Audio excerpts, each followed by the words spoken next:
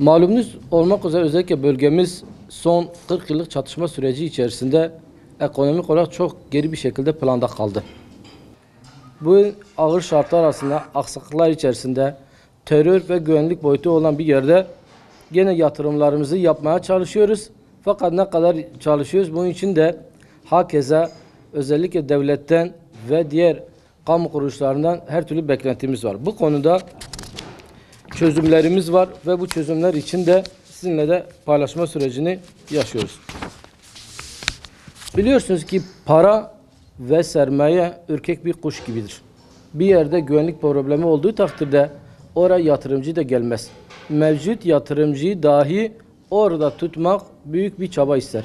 İşte biz bu süre içerisinde biz iş adamları arkadaşlarımız içerisinde özellikle sermayemizi burada tutmak istiyoruz ve burada yatırımlarımıza hakeza eskisi de olduğu gibi devam etmek istiyoruz.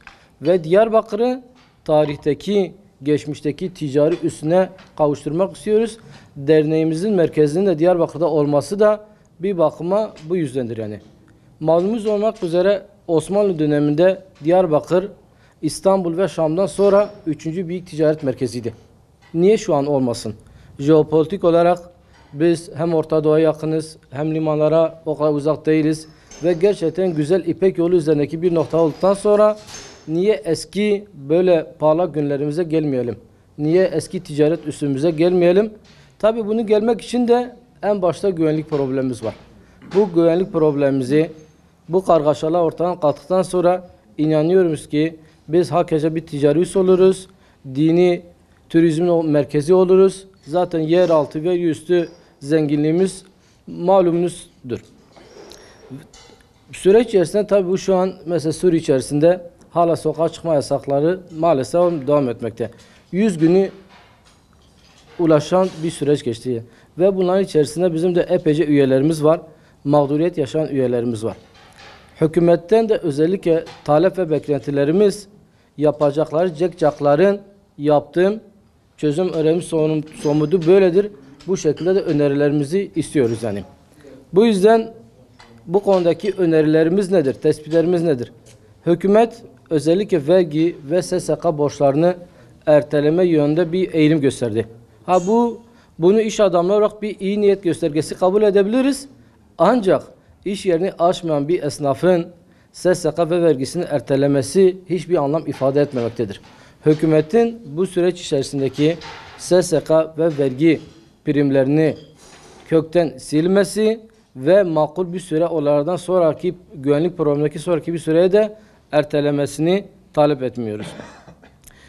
İkinci talebimiz sokağa çıkma yasağı olan yerlerde maalesef arkadaşlarımızın çoğunun çekleri kaçelendi, senetleri protesto edildi. Hükümetten bekleriz bu konuda çek protestolarının engellenmesi, senetlerinin hakeza bu konuda bir sicil affının gösterilmesi.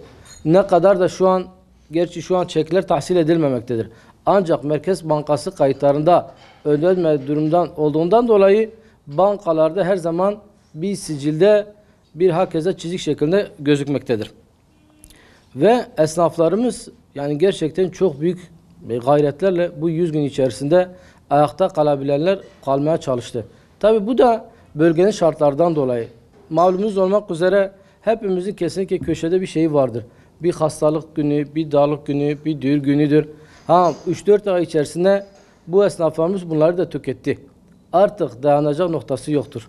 Hükümet bu konuda eğer destek olacaksa en yakın zamanda en azından 30.000 TL hibeyle ve asgari 100-150.000 TL faizsiz kredilerle bu esnaflarımızı desteklemesi gerekir ki ayakta kalabilsin. Çünkü esnaflık hüviyeti kalmadıktan sonra prim ve sicil affının da hiçbir anlamı yoktur yani ya.